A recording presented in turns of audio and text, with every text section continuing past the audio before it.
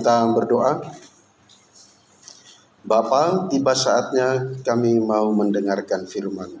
Kami siapkan hati dan pikiran kami. Berbicaralah Bapa.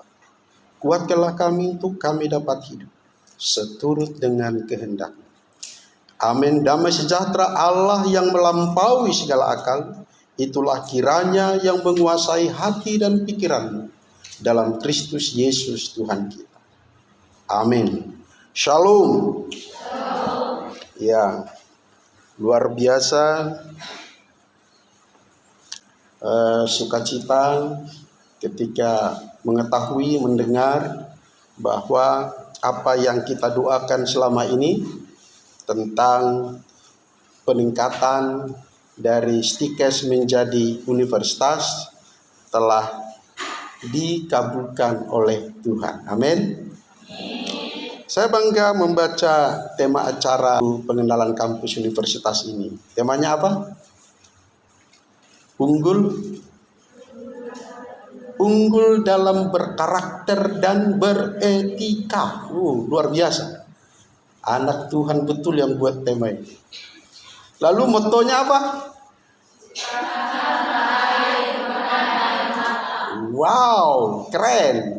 Betul-betul anak Tuhan ini, kalian ini semua. Menciptakan mata air, bukan? Air mata, luar biasa. Tepuk tangan untuk Tuhan dulu. Hebat. Yang menjadi bidan yang bertangan dingin. Amin. Iya, ketika Anda menolong ibu-ibu yang bersalin, tercipta mata air, bukan air. Hebat, luar biasa. Anda sudah selevel dengan yang namanya Universitas Gajah Mada, Universitas Indonesia, Universitas Sumatera Utara, Universitas Negeri Medan. Haleluya. Baik, untuk meneguhkan pertemuan kita buka Alkitab kita dari Lukas. Lukas pasal yang ke-15 ayat 11 sampai yang ke-32. Saya akan membacakan untuk kita mulai ayat 28. Demikian firman Tuhan. Maka marahlah anak sulung itu dan ia tidak mau masuk. Lalu ayahnya keluar dan berbicara dengan dia. Tetapi ia menjawab ayahnya, katanya, telah bertahun-tahun aku melayani Bapa dan belum pernah aku melanggar perintah Bapa. Tetapi kepadaku belum pernah Bapa memberikan seekor anak kambing untuk bersukacita dengan sahabat-sahabat. Tetapi baru saja datang anak Bapa yang telah memboroskan harta kekayaan Bapa bersama-sama dengan pelacur-pelacur. Maka Bapa menyembelih anak lembu tambun untuk dia. Kata ayahnya kepadanya, anakku, engkau selalu bersama-sama dengan aku, dan segala kepunyaanku adalah kepunyaanmu. Kita patut bersukacita dan bergembira, karena adikmu telah mati dan menjadi hidup kembali. Ia telah hilang dan didapatkan kembali. Kisah ini adalah perumpamaan, bukan kisah nyata ya. Perumpamaan yang diberikan oleh Tuhan Yesus untuk menggambarkan betapa hebatnya Tuhan itu. Tuhan kita adalah Tuhan yang maha kasih. Itu artinya Dia maha pengampun. Ada orang berkonsep tentang Tuhan maha kasih tetapi tidak maha pengampun. Sehingga ada bagi mereka satu doktrin hukum karma. Karma tahu jalan pulang. Pokoknya yang jahat wajib mendapat hukuman. Gak ada pengampun. Ada orang yang percaya kepada Allah maha pengasih tetapi memiliki doktrin yang tidak seagama dengan Allahnya, darahnya halal. Inilah kedahsyatan Allah yang kita sembah di dalam Yesus. Dia maha kasih berarti maha mengampuni. Tidak ada dosa yang tidak diampuni. Itu yang Tuhan mau sampaikan. Dan yang kedua, lewat perumpamaan ini, Yesus sedang menyampaikan kepada pendengarnya saat itu dan kepada kita hari ini, bahwa apa yang dikatakan Alkitab itu benar. Semua orang telah berbuat dosa. Tidak ada seorang pun yang benar, seorang pun tidak. Dan dia mau menyampaikan lagi kepada kita, semua orang tanpa terkecuali harus bertobat. Itulah inti perumpamaan tentang anak yang hilang dalam perikop kita hari. Sering orang langsung terkonsep cerita tentang anak yang hilang. Anak yang bungsu ini jahat sekali. Anak yang sulung ini luar biasa baik. Ayahnya tidak adil. Ini konsep yang salah.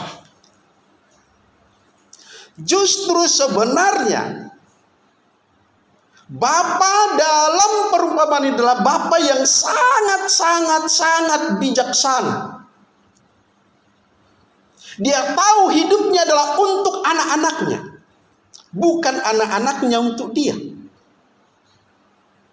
Segala yang dia kerjakan adalah untuk anak-anaknya. Ini yang harus kau bayangkan tentang orang tuamu.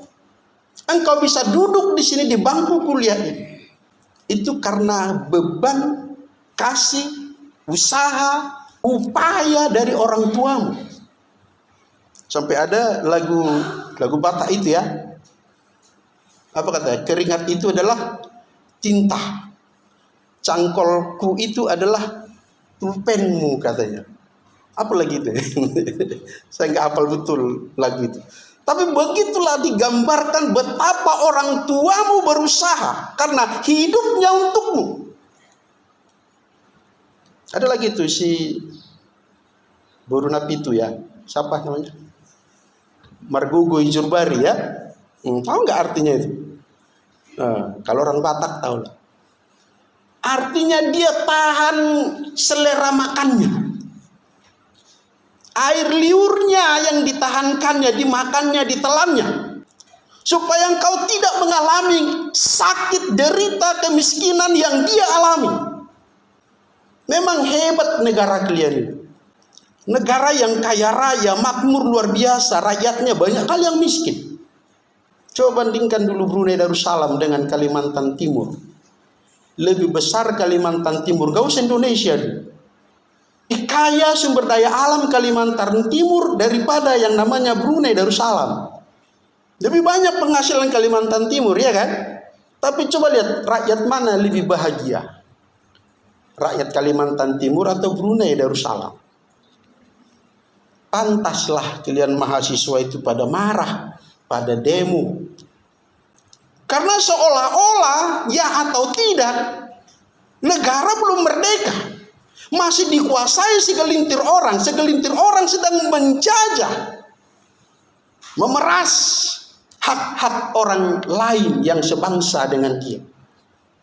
Tetapi orang tua kita tidak peduli dengan itu. Betapa bijaksananya orang tuamu. Dia tetap berusaha supaya kau bisa kuliah. Bukan hanya sekedar kuliah, kau bisa berganti pakaian. Hebat. Walaupun banyak kali tuntutanmu, yang tidak ada pun uangnya kau buat-buat supaya ada. Orang tuamu akan berusaha mengadakan itu, mengabulkan permintaanmu. Sama seperti perumpamaan ini. Pak, pokoknya warisanku, minta hakku. Jangan Amang. Pokoknya enggak. Ya bisa aja mungkin tiap hari berantem aja nih kakak adik ini, ya kan? Berantem pagi, berantem siang, berantem sore. Ya. Dia adikan. Gak kuat melawan adiknya, melawan abangnya. Tiap hari tokoi, siapa yang tahan? Bagus keluar. Bisa jadi begitu. Ini karena ini perumpamaan. Dan sang ayah mengabulkannya. Apakah itu kebodohan? Tidak. Ayah yang bijaksana memberikan bukan tanpa perhitungan. Dia telah mengukur siapa anaknya sampai sehebat apa manajemennya. Ibarat kata yang miliknya harusnya 100, dia kasih 50. Nah, pikirlah. Ya, si anak, dia punya duit. Yang dipikirkan bukan masa depan, kenikmatan hidup. Hidup hanya satu kali, besok cerita itu lain. Bapak yang bijaksana, ya. Nah, ini juga perhatikan kalau ada kita punya orang tua, sering, apalagi orang Batak ya, sering sekali generasi pertama Batak itu kaya. Karena upaya orang tuanya, jerih lelah orang tuanya berhasil merintis, membuka, membangun. Dan dia sampai disebut keluarga kaya. Tapi masuk generasi kedua, masuk generasi ketiga, generasi keempat, tinggal cerita. Tidak bijaksana. Ditinggalkan harta tanpa wasiat. Anak-anaknya ribut merebut warisan. Adik-adikku mahasiswa, kalau ada orang yang memiliki warisan dengan cara membeli, ya, sayalah orangnya.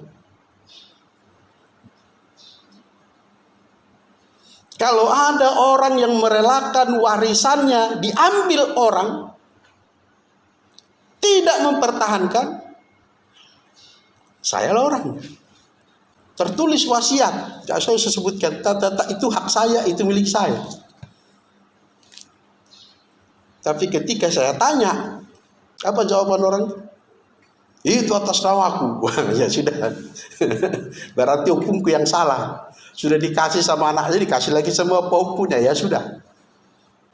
Lalu yang sudah menjadi hak ayahku dijual.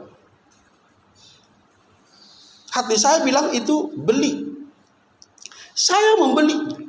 Dan itulah satu-satunya warisan yang saya punya. Dengan cara membeli. Kenapa? Orang tuanya tidak bijaksana. Nah, kalau orang tua ini, wow, luar biasa bijaksananya.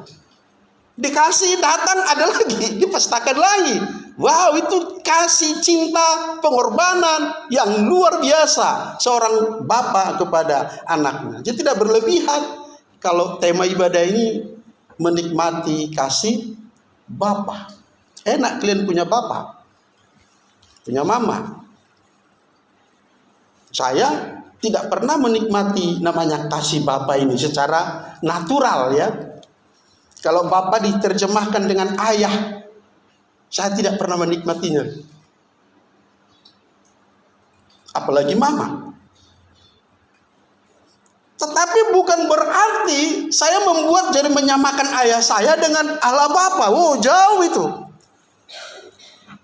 Yang dimaksud di sini kasih Bapa, kasih Tuhan, kasih Allah, kasih Yehova. Yang tiada tara. Lalu yang kedua, saudara yang dikasihi oleh Tuhan, ternyata apa yang dikatakan Alkitab itu benar. Semua orang telah berbuat dosa. Tidak seorang pun yang benar, seorang pun tidak. Ini buktinya. Yang bungsu durhaka. Iya, secara terang-terangan. Durhakanya terbuka, tidak munafik.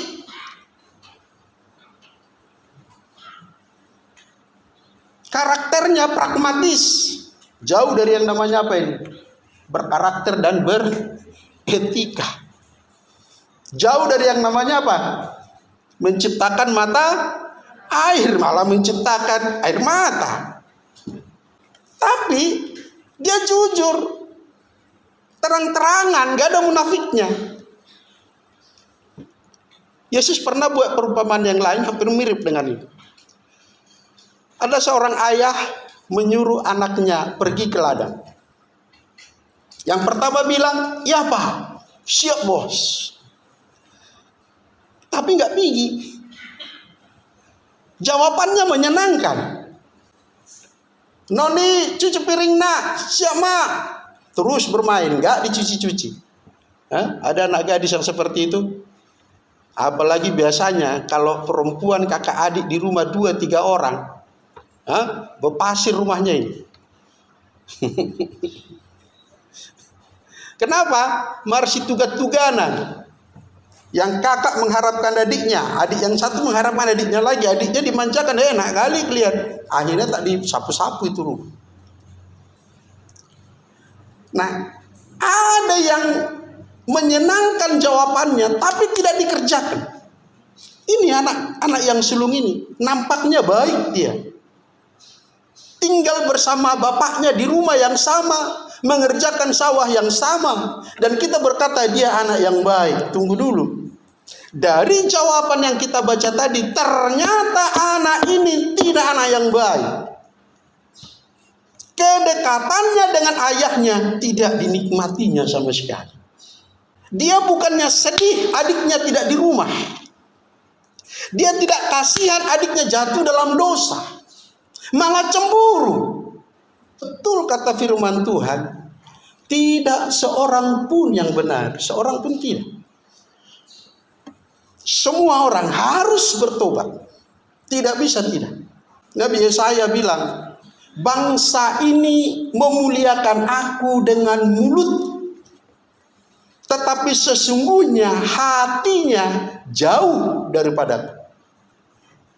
Awas ya, jangan sampai datang beribadah di tempat ini kelihatan wow, beribadah.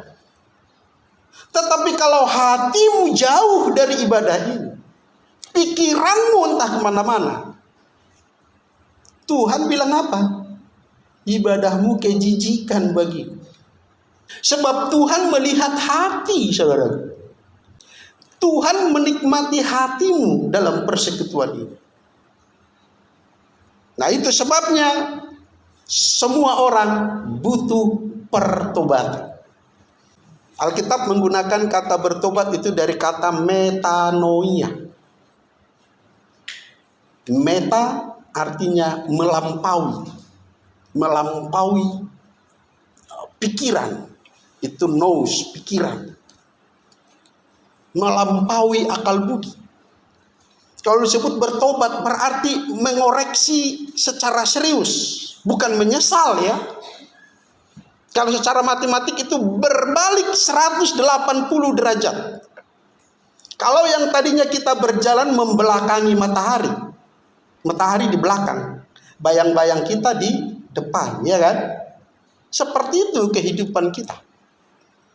Berjalan terus berjalan, mengikuti bayang-bayang, mengikuti dosa, mengikuti kemauan kita, mengikuti ambisi kita. Tidak peduli dengan Tuhan yang kau belakangi.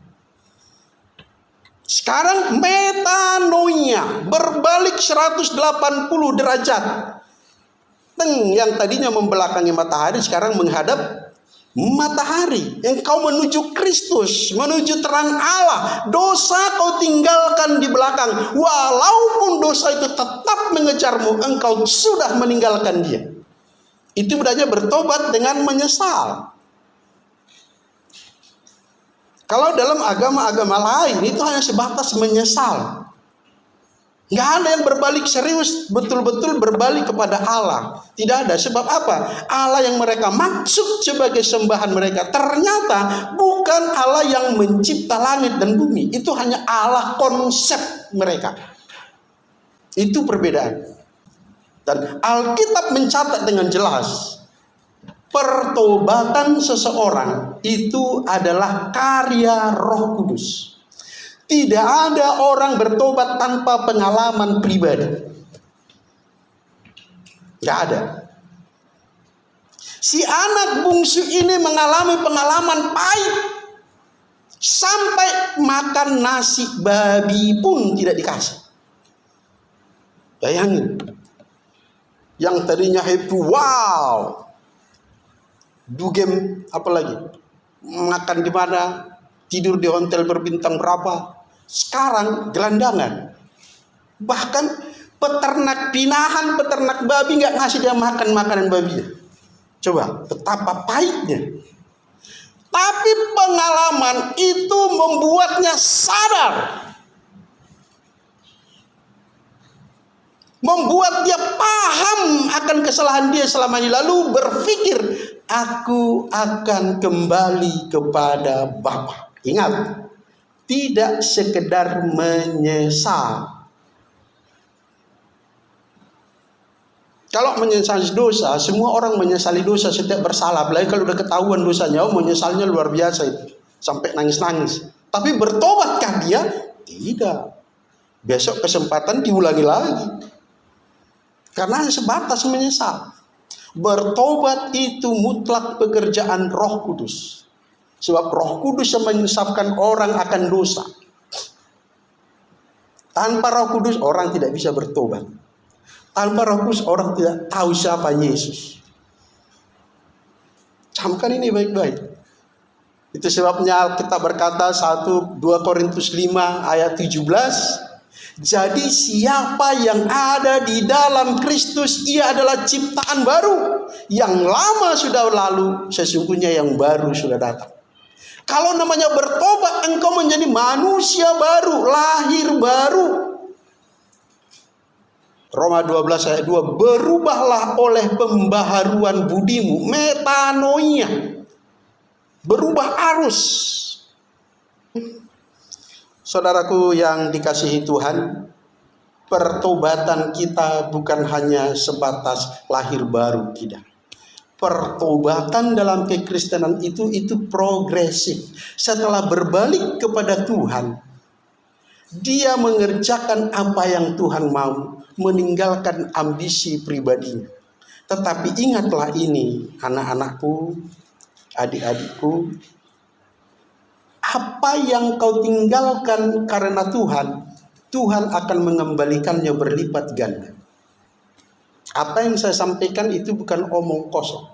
Yang ku sampaikan ini adalah yang ku alami bersama dengan Tuhan. Dalam keadaan miskin dan terpuruk pun kami mampu melakukan apa yang disebutkan tadi. Akhirnya sekarang Tuhan mulihkan luar biasa. Saya baru tersadar, asetnya sudah miliaran. Yang tadinya, wah, gembel, disepelekan orang. Ibu kita ini satu hari paling sedikit 1,5 juta ini penghasilan. Oleh sebab itu jangan takut meninggalkan sesuatu untuk Tuhan. Tuhan kembalikan berlipat-lipat ganda. Ini kunci mengikut Tuhan. Andaikan saya mengejar hak-hakku, mempertahankan hak-hakku, berantem pun jadi, berpengadilan pun jadi, apa yang ku dapat? Nol. Jangan-jangan nyawaku pun melayang. Ketika engkau berbalik kepada Tuhan, datang kepada Tuhan, dan harus meninggalkan sesuatu yang kau anggap berharga, ketahuilah, Tuhan punya stok ribuan kali lipat dari yang kau tinggalkan. Tuhan mampu memperkayamu, mencukupkan kebutuhanmu lebih dari usahamu, bahkan lebih dari pengorbanan orang tuamu. Saya kuliah sampai S3, sampai dokter, tanpa disekolahkan orang tua. Bisa. Tanpa sponsor bisa. Kenapa? Saya punya Tuhan. Saya sudah tinggalkan apa yang duniawi, datang kepada Tuhan yang kaya raya, pemilik alam semesta. Bahkan bukan hanya alam semesta, pengambil keputusan di setiap instansi ada di tangan Tuhan kita. Apa menurutmu bukan Tuhan yang menggerakkan pengambil keputusan mengubah STIKES menjadi universitas? Itu tangan Tuhan yang tidak kelihatan oleh mata manusia. Begitupun dengan engkau. Kalau engkau sudah mengikut Tuhan, percayalah kepada Tuhan. Percaya. Si anak bungsu ini bahkan dia bilang apa? Orang tuaku banyak hamba, biarlah aku menjadi hambanya saja. Jadi budak bapaknya dia siap. Karena dia sudah sadar diri. Tapi apakah bapaknya setega itu? Enggak. Begitu hanya datang, bapaknya berlari memeluknya. Kasih jubah, suruh mandi, pangkas rambut, kasih sepatu baru, buat pesta. Dan anak sulung pun tersadar oleh bapaknya. Nah, bukankah selama ini engkau bersama dengan aku? Bukankah milikmu? Jadi ternyata selama ini kau tidak menikmati kedekatan kita ini setiap hari.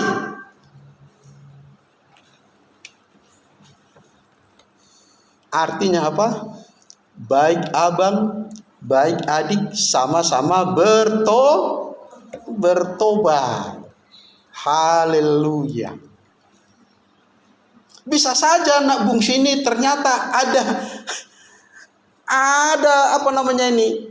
niat jeleknya.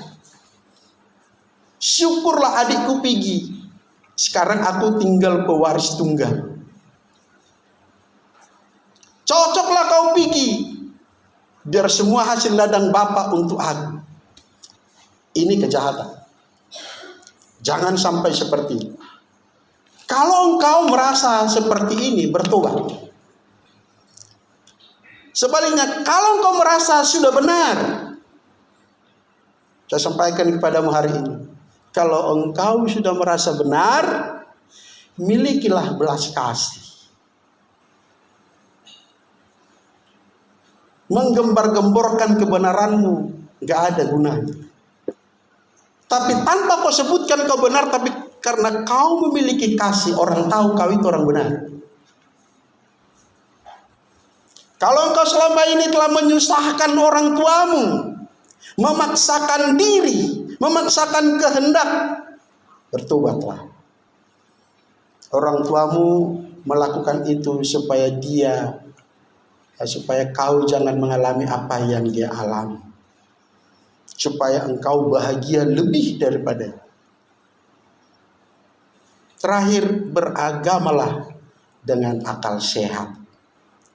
Fanatisme buta, apapun agamamu, apapun gerejamu, kalau hanya modal fanatik, kau hanya berlabuh di neraka. Tapi kalau engkau beragama dengan akal sehat, ini yang disampaikan Tuhan kepada kita. Gak ada gunanya engkau mengerti tentang teologi kalau engkau tidak hidup dalam kasih. Gak ada gunanya kau cerita tentang kasih kalau saudaramu satu rumah tidak kau kasih. Walaupun sebagai pelayan, walaupun kau sudah bekerja, walaupun kau sudah ikut terlibat dalam pelayanan setiap minggu di tempat ini, beragamalah dengan akal sehat. Iman Kristen itu mencerdaskan, tidak membodohkan. Tidak. Kalau engkau datang kepada Tuhan, kau semakin dicerdaskan, dicerahkan, enggak ditutupi dengan fanatisme supaya engkau patut kepada Yesus. Tidak. Justru dicerahkan, dibuka logikamu sampai kau paham betul. Luar biasa Edis TV itu kan. Sampai ke seluruh dunia. Setiap hari pada murtad. Karena mendapat pencerahan. Bukan hanya sekedar keyakinan. Tapi logikanya dicerahkan. Siapa Yesus sebenarnya. Amin. Mari kita berdoa. Bapa, kami telah mendengarkan firman-Mu ya dan amin. Engkau melihat hati setiap anak-anak ini Bapa. Mereka ada di antara dua orang bersaudara dalam perumpamaan. Ada yang melawan orang tua secara terang-terangan. Ada yang sembunyi. Tetapi Tuhan sekarang insafkan mereka. Bahwa mereka harus sungguh-sungguh datang kepada Tuhan. Berbalik kepada Tuhan. mengasihi orang tua, mengasihi saudara, sehingga mereka menikmati persekutuan dengan Allah mereka.